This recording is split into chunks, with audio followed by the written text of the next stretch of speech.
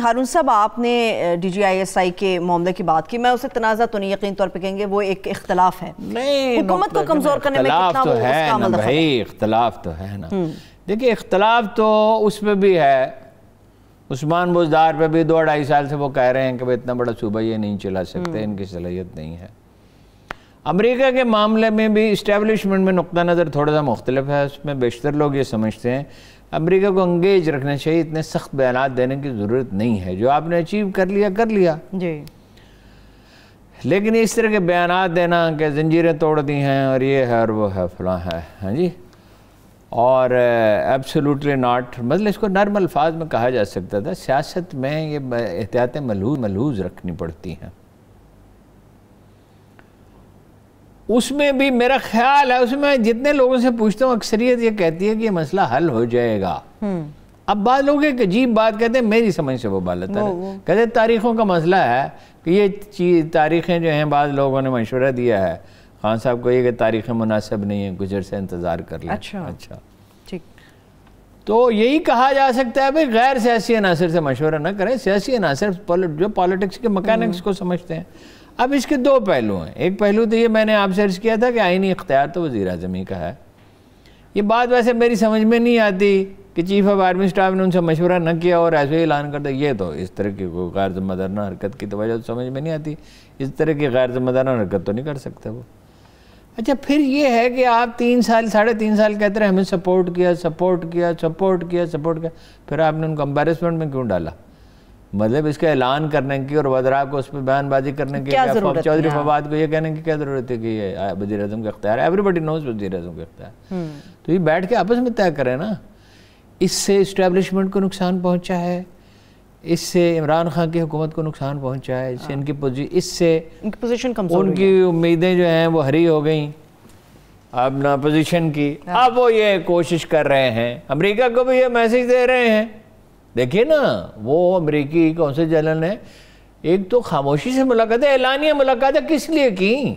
یہ عمران خان کو بتانے کے لیے، وہ جب وہ آئی تھی وینڈی شرمن تو عمران خان سے ملنا چاہتی تھی نا، وہ نہیں ملے، عام طور پہ وزیر اعظم مل لیتے تھے، لیکن جو تعلقات کی نوعیت ہو گئی ہے دیکھیے نا کر کیا رہے ہیں وہ۔ اچھا بعض لوگ تو یہ لکھ رہے ہیں نا حکومت گئی، حکومت ایسے گئی، تاثر بھی یہی جیسے یہ ہے کہ یہ برتن اٹھا لیے گئے، ہاں جی یہ کپڑے دھوبی کو بھیج دیے ہیں، وہ کھانے کا آرڈر کر دیا ہے، اس طرح حکومت نہیں جاتی۔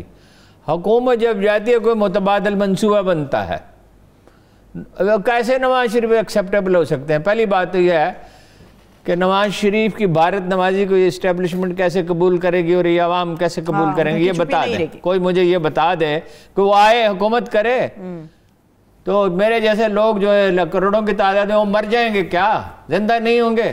وہ پوچھیں گے نہیں کہ جندال کے گھر آپ کس لیے گئے تھے، ٹھیک ہے، اور آپ کا گھر مودی کس لیے آئے تھے، وہ پوچھیں گے نہیں؟ مذاق ہے کوئی؟ پوچھیں گے۔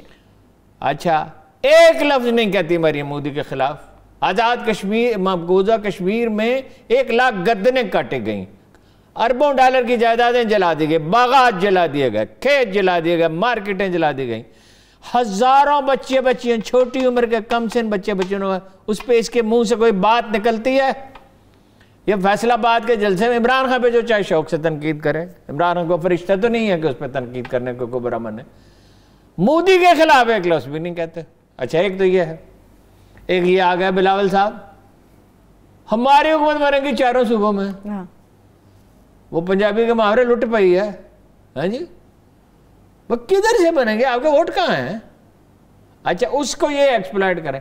اختلاف تو نقطہ نظر میں ہے، لیکن اگر اس کا جائزہ لیا جائے ٹھنڈے دل سے تو میرا خیال ہے کہ وہ طے ہو جائے گا اختلاف، اس کا زیادہ امکان ہے۔ ٹھیک ہے، اللہ یہ کہ کوئی حادثہ ہو تو حادثہ ہو، یہ کوشش پوری کرے گی، اپوزیشن بھی کرے گی، امریکی لابی بھی کرے گی کہ ہو، لیکن حاصل ملک کو کیا ہوگا؟ عمران خان صاحب تو کوئی تیر نہیں مار سکے، صلاحیت ہی نہیں ہے، نہ ان کے ساتھیوں میں یہ صلاحیت ہے، نہ بزدار یہ کر سکتا ہے، نہ وہ پختونخوا کا وزیر اعلیٰ کر سکتا ہے۔ بلوچستان کی صورتحال آپ کو معلوم ہی ہے، اگرچہ بدترین حکومت شاید سندھ کی ہے تو، لیکن اگر سٹیبل ہی نہیں رہا ملک، خدا نخواستہ، اب آپ یہ کریں، دیکھ امریکی کیا کر رہے ہیں، 500 ارب کا ٹیکس لگائیں, 300 ارب تک تو یہ مان گئے کہ چیزوں کی قیمتیں تو بڑھا دی. انہوں نے IMF نے بہت حکومتوں کو رسوا کیا, بہت خراب کیا. جہاں یہ داخل ہو جاتے ہیں تباہی کے علاوہ کچھ نہیں. اپنی معیشت ہم نے خود تعمیر نہیں کی, قصوروار تو ہم خود ہیں.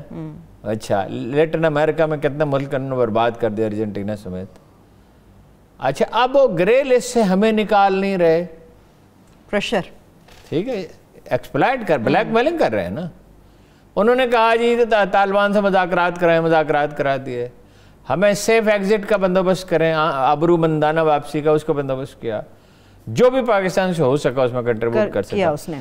پھر امریکیوں کو اور دوسری جو مغربی اقوام ہیں ان کے جو لوگ ہیں ان کو نکلنے میں مدد دیں, ان کو نکلنے میں مدد دی. لیکن وہ اس دھونس کے عادی ہو چکے ہیں. اور مذاکرات ویسے ختم نہیں ہوئے, یہ غلط ہے اطلاع, مذاکرات جاری ہیں. دیکھیں بیچ میں شوکت عزیز کا مسئلہ آ گیا. یہ بھی خان صاحب کا کمال ہے بھائی, مہینہ پہلے 2 مہینے پہلے اس کو منتخب کراؤ. سنا اعجاز چودھری سے کہا سینیٹرشپ چھوڑ دو, اس نے کہا مجھے گورنر بنا دے. انہوں نے بھی اپنی آفر رکھ دی سامنے, ہاں گورنر بنا دے اس پہ کچھ. یعنی یہ پارٹی میں گرفت ہے, یہ حال ہے.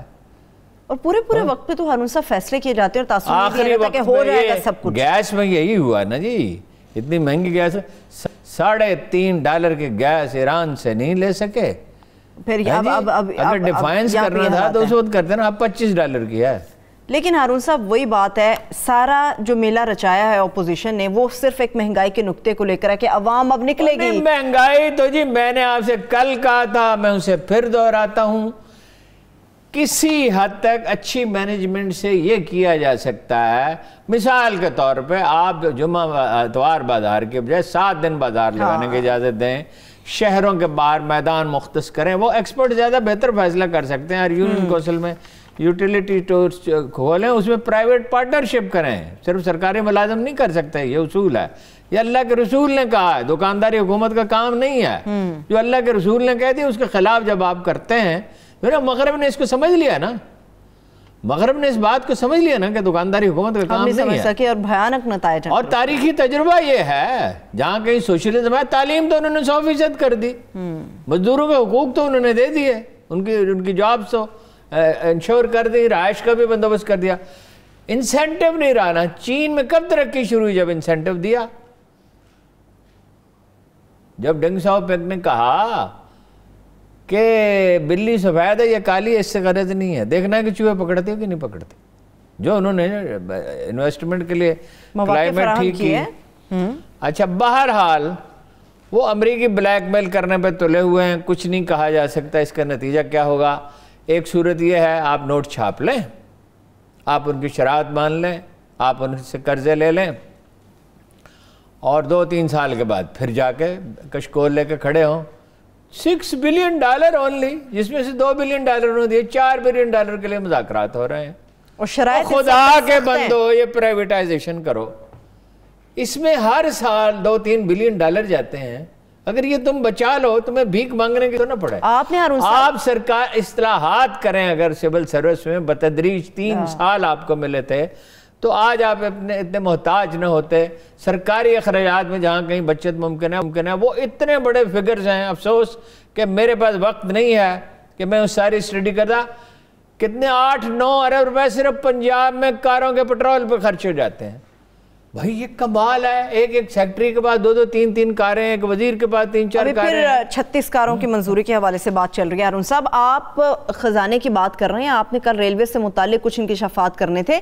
کتنے 40 ارب روپے پینشن میں جاتے ہیں, 40 ارب روپے. جب یہ بر وقت ان چیزوں کا فیصلہ نہیں ہوتا, پھر کرپشن ہے ریلوے میں. میں نے آپ کو بتایا, مجھے 1 سے زیادہ دفعہ ریلوے میں ٹریول کرتا ہوں پنڈی سے, جب لاہور آتا ہوں, لاہور سے پنڈی جاتا ہوں بعض اوقات, تو مجھے 1 سے زیادہ بار انہوں نے کہا آپ کو ٹکٹ خریدنے کی کیا ضرورت ہے. میں نے کہا آپ کو تو مجھ سے 2 ٹکٹ کا مطالبہ کرنا چاہیے. میں ہمیشہ کہتا ہوں 7 والی سیٹ اگر خالی ہو تو آپ کی مہربانی ہوگی, 30% انہوں نے خالی رکھنی ہوتی ہیں. آپ کو تو چاہیے مجھ سے کہ 2 ٹکٹوں کے پیسے دیں. آپ مجھ سے کہہ رہے ہیں, آپ کی کیا لائلٹی ہے اس ادارے کے ساتھ؟ کرپشن الگ ہے, اور ہر سرکاری دفتر میں کرپشن. انویسٹمنٹ کہاں ہو رہی ہے؟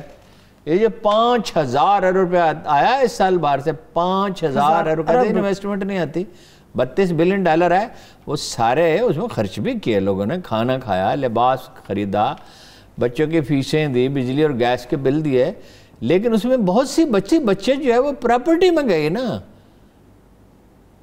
سن انڈسٹری تو نہیں لگتی، آپ انڈسٹری لگا کیسے سکتے ہیں؟ 20-25 محکموں کو ڈیل کریں، بڑی موٹی کھال چاہیے، رشوت دیں، آپ رشوت بھی دیں، منت بھی کریں، یہ پورا پروسیجر ہوتا ہے۔ ہارون صاحب، پراپرٹی میں انویسٹ کرنے کی سب سے بڑی وجہ کیا ہے کہ حکومت نے کوئی اصول نہیں طے کیے ہوئے؟ دیکھیں انڈسٹری میں تو آپ کو اجازت لینی ہے، مشینری خریدنی ہے، مینیجرز رکھنے ہیں، اس سارے کام کو سمجھنا ہے، پھر اس کی جو اگر وہ ایکسپورٹ کرنی ہے اس کا بندوبست کرنا ہے، لیبر مینجمنٹ کرنی ہے، وہاں سہولتیں فراہم کرنی ہے، بجلی کا اگر کوئی مسئلہ ہے وہ حل کرنا ہے، یونین اگر ہے اس سے ڈیل کرنا ہے، پھر وہاں کارکنوں کے 100 طرح کے مسائل ہوتے ہیں، اور بہرحال ساری دنیا میں ہوتے ہیں، حل کیے جاتے ہیں۔ لیکن اگر 20-25 محکمے آپ کے سر پہ چڑھے ہوئے ہیں تو کون خاص ماحولیات والا آتا ہے، وہ آپ سے یہ نہیں کہتا کہ یہ ماحولیات کے اعتبار سے یہ فیکٹری ٹھیک نہیں ہے، وہ کہتا ہے پیسے دیں، یہ ڈرائیو کا ہم رونا روز روتے رہتے ہیں نا جی۔ اور یہ آج اس کا بیان پڑھ رہا تھا میں کل، اس کا ہم نے جو مسئلے 74 سال میں حل نہیں ہوئے تھے ہم نے کیے ہیں، بزدار صاحب کا، ذرا جا کے توسا میں دیکھا تو صحیح، ہزاروں ایکڑ سرکاری اراضی پہ قبضہ ہوا ہے، اور جو زرعی گریجویٹس کو زمینیں دی تھی ابھی تک الاٹ نہیں ہوئی، اور ان کے رشتہ دار جو ہیں وہ دھمکیاں دیتے پھرتے ہیں، بزدار صاحب کے بھائی دھمکیاں دیتے ہیں، کیا یاد لے لو زمین۔ صاحب آپ نے بزدار صاحب تو بھی یہ کہتے ہیں ہم نے جو وعدے کیے ہم نے وہ پورے کر دیے، وہ بھی یہ دعویٰ کرتے ہیں۔ خبر آپ نے کوئی دینی دعووں کا کیا، گجرات کی ایک خبر تھی وہ آپ کو بتایا، وہ یہ اس پہ اگر آپ بات کرنا چاہیں، اور آئی ایم ایف پہ، یہ گجرات میں کو ڈویژن بنانے کا ایک بہت قابل اعتماد ذریعہ کے ساتھ فیصلہ کر لیا گیا ہے، اور جون میں اس کا اعلان کیا جائے گا، بجٹ میں لوکیشنز ہوں گی، 20 ایک دو رویہ سڑک بنائی جا رہی ہے ڈنگا تک، گجرات سے 20 کلومیٹر کی دو رویہ، اس پہ بارسوخ لوگ زمینیں خرید رہے ہیں، جیسے ہمیشہ ہوتا ہے، جیسے اس رنگ روڈ کی لاہور والے کی الائنمنٹ بدلتی رہی تھی، جیسے پنڈی والے کی بدلنے کی کوشش کی گئی، اور اس کو کتنا بڑھا دیا تھا اس کو، اور جیسے ہر پروجیکٹ میں ہوتا ہے، تو وہ میرا نہیں خیال کہ گجرات کو ڈویژن بنانا چاہیے۔ گجرات کو ڈویژن بنانے کا کیا مطلب ہے؟ بھائی ایک انتہائی قیمتی زرعی زمین ہے، لا تعداد دفاتر بنیں گے، آبادی بڑھ جائے گی، جو سرکاری ملازم ہوں گے ان کے گھر بنیں گے، ساتھ اس کے جیل میں اسے کیوں نہیں بناتے؟